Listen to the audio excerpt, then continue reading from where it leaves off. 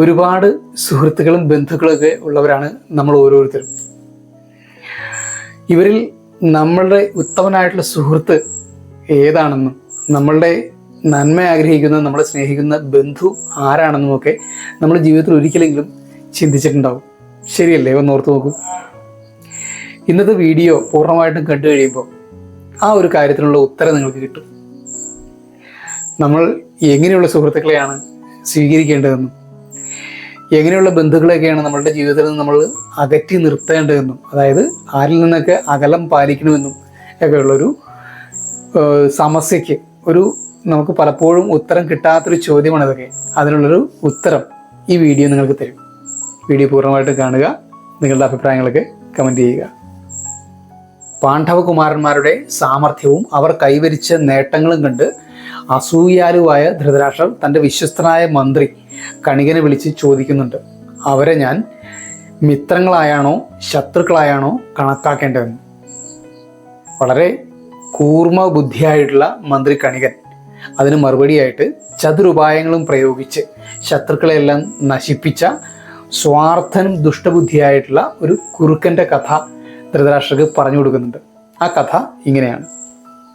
പണ്ടൊരിക്കൽ കൗശലക്കാരനായ ഒരു കുറുക്കൻ എലി, പുലി, ചെന്നായ, കീരി എന്നിങ്ങനെ 4 സുഹൃത്തുക്കളോടൊത്ത് കാട്ടിൽ സുഖമായിട്ട് കഴിഞ്ഞിരുന്നു. അവർ ഒരുമിച്ചാണ് ആഹാരം തേടിയിരുന്നതും പങ്കുവച്ച് കഴിച്ചിരുന്നതൊക്കെ.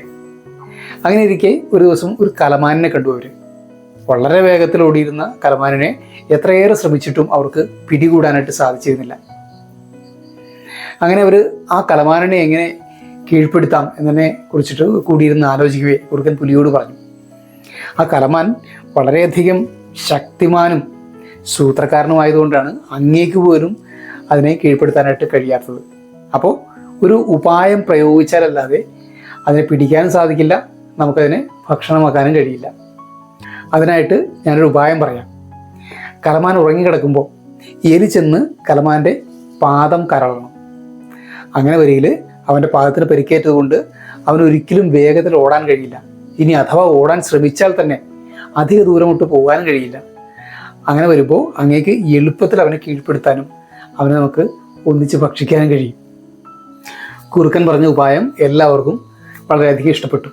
അങ്ങനെ പറഞ്ഞതിന് പ്രകാരം എലി കലമാൻ ഉറങ്ങിക്കിടക്കുന്ന അവസരത്തിൽ പോയി അതിൻ്റെ കാൽപാദം കരണ്ടു.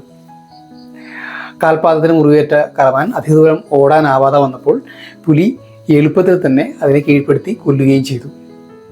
അങ്ങനെ ചത്തുകിടന്ന കലമാനിന് ചുറ്റും അവർ ചങ്ങാതിമാർ 4 പേരും കൂടി വട്ടം കൂടിയിരിക്കുകയാണ്. അതിനെ ഭക്ഷിച്ച് കഴിക്കണമല്ലോ. അന്നേരം കുറുക്കൻ ഇവരോട് ചങ്ങാതിമാരോട് പറഞ്ഞു, നിങ്ങൾ കുളിയും മറ്റു കാര്യങ്ങളൊക്കെ കഴിഞ്ഞിട്ട് വരൂ, അതുവരേക്കും ഞാനിതിനെ കാവലിരിക്കാം. ചങ്ങാതിമാർക്ക് സംശയമൊന്നും തോന്നിയില്ല. അവർ അടുത്തുള്ള സമീപത്തുള്ള നദിയിലേക്ക് കുളിക്കാനായിട്ട് പോയി. ആ സമയത്തൊക്കെ കുറുക്കൻ്റെ ആലോചന ഇതായിരുന്നു, ഈ കലമാനിനെ എനിക്ക് തന്നെ തിന്നണം, എനിക്ക് ഒറ്റയ്ക്ക് തിന്നണം. അതിനെന്താണൊരു ഉപായം? അവനത് തല പുകഞ്ഞാലോചിച്ചു. കുളി കഴിഞ്ഞ് ആദ്യം വന്നത് പുലിയാണ്. അപ്പോൾ കുറുക്കൻ എങ്ങനെ വിഷമിച്ചിരിക്കുകയാണ്. കുറുക്കൻ്റെ മുഖത്തുള്ള വിഷമവും ഒരു സങ്കടഭാവവും ഒക്കെ കണ്ടു കഴിഞ്ഞപ്പോൾ പുലി ചോദിച്ചു, നിനക്ക് എന്ത് പറ്റി? വിഷമിച്ചിരിക്കുകയാണല്ലോ. അപ്പോൾ കുറുക്കൻ മറുപടിയായിട്ട് പറഞ്ഞു, ആ ദുഷ്ടനായിട്ടുള്ള എലി പറയുകയാണ്, അവൻ്റെ മിടുക്കുകൊണ്ടാണ് നമുക്ക് ഈ ഇരയെ കിട്ടാനായിട്ട് ഇടവന്നതെന്ന്. ശക്തനായിട്ടുള്ള അങ്ങ് പോലും ഈ ആഹാരം കഴിക്കാൻ ഇടവന്നത് അവൻ്റെ സാമർഥ്യം കൊണ്ടാണ് പോലും. ആ പറഞ്ഞത് പുലിക്ക് ഇഷ്ടപ്പെട്ടില്ല. ഓഹോ, അങ്ങനെയാണെന്നുണ്ടെങ്കിൽ എനിക്കിത് വേണ്ട, എനിക്ക് സ്വന്തമായിട്ട് ഇരതേടി പിടിക്കാനുള്ള കഴിവുണ്ട് എന്ന് പറഞ്ഞുകൊണ്ട് ഗർവോടുകൂടി പുലി അവിടുന്ന് സ്ഥലം വിട്ടു.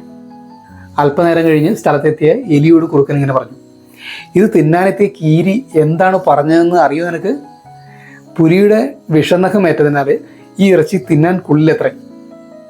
അതിന് പകരമായിട്ട് നീ സമ്മതിക്കുകയാണെന്നുണ്ടെങ്കിൽ എലിയെ അവൻ തിന്നോളാമെന്ന്, നിന്നെ അവൻ തിന്നോളാമെന്ന്. ഇത് കേട്ട മാത്രയിൽ തന്നെ എലി പേടിച്ച് ഓടി അവൻ്റെ മാളത്തിൽ ഒളിച്ചു.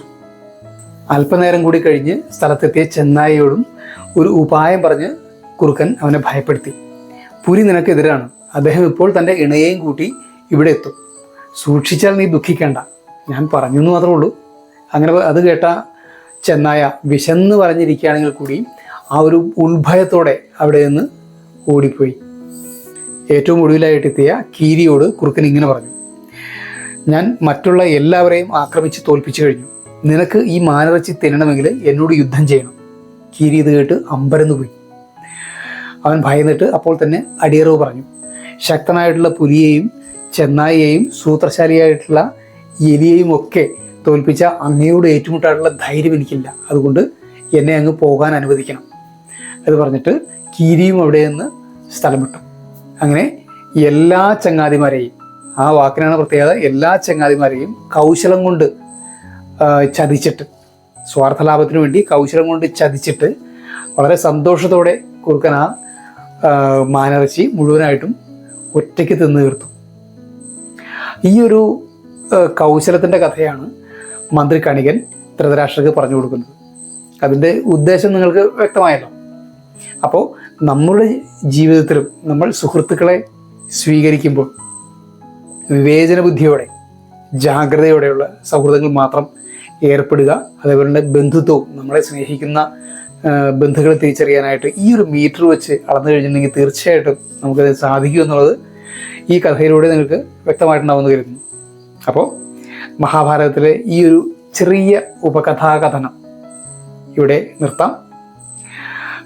കൂടുതൽ മികച്ച കഥകൾക്കായിട്ട് നിങ്ങൾ കാത്തിരിക്കുക.